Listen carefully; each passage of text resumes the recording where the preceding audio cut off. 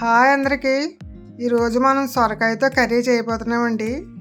అది ఎలా అనేది ప్రాసెస్ చూపిస్తాను. రండి రెడీ చేసేద్దాం కర్రీ.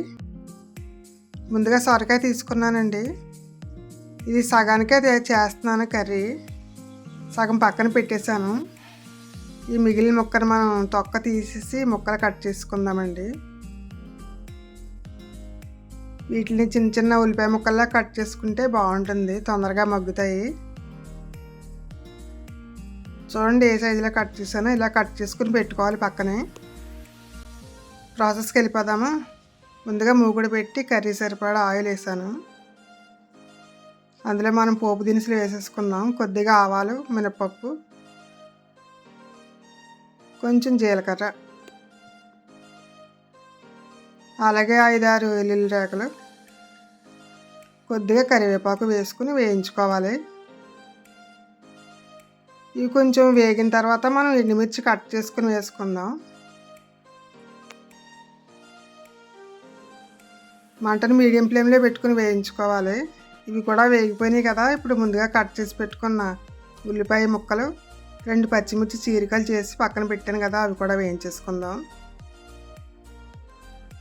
ఇలా వేగేటప్పుడే కొద్దిగా సాల్ట్ వేద్దామండి, తొందరగా వేగడానికి.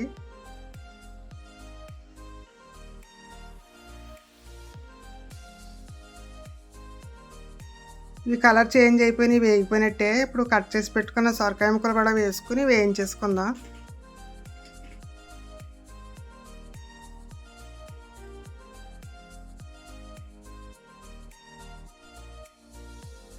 ఇలా ఇవి 2-3 నిమిషాలు వేయించుకుని కొద్దిగా సాల్ట్ వేస్తున్నాను. ఆల్రెడీ మనం వేసాం కదా, మిగతా కూడా వేసేస్తాను కర్రీ సరిపడా. అలాగే కొద్దిగా పసుపు,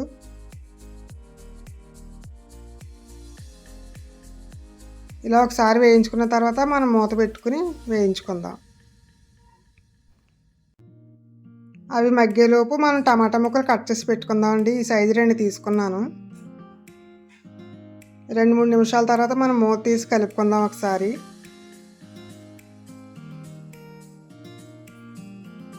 ముక్కలు అయితే వేగిపోయినాయండి. ఇప్పుడు టమాటా ముక్కలు కూడా వేసేసుకుందాం. మొత్తం అన్నీ కలిసేలా అలా కలుపుకొని మనం మూత పెట్టేసుకుందాం, తొందరగా మగ్గుతాయి. 2-3 నిమిషాల తర్వాత మూత తీసాను. టమాటా మగ్గింది సగానికి. ఇప్పుడు ఈ స్టేజ్లోనే కొద్దిగా కారం కూడా వేసేసుకుందాం. ఆల్రెడీ మనం పచ్చిమిర్చి, ఎండుమిర్చి వేసాం కదా, దాన్ని బట్టి కారం అడ్జస్ట్ చేసుకోవాలి. ఇవి వేగిన తర్వాత పాలు కూడా కాసినవి వేస్తున్నానండి. చిన్న గ్లాస్ పాలు, అంటే 50 ml ఉంటుంది ఆ పాలు. ఇలా వేసుకుని కలుపుకుని మళ్ళీ మూత పెట్టేసుకుందాం.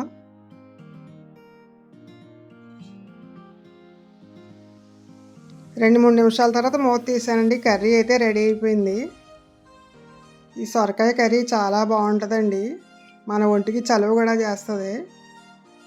స్టవ్ ఆపేసి కొత్తిమీర చల్లేసుకుందాం. దీన్ని సర్వింగ్ బౌల్లో తీసేసుకుందామండి. అంతే అండి, చాలా సింపుల్ అండ్ ఈజీగా అయిపోయింది కదా కర్రీ. అంతే అండి, సొరకాయ పాలు కర్రీ రెడీ అయిపోయింది. చాలా టేస్టీగా ఉంటుంది. మీరు ట్రై చేయండి, ఎలాగుందో కమెంట్ చేయండి. Thank you.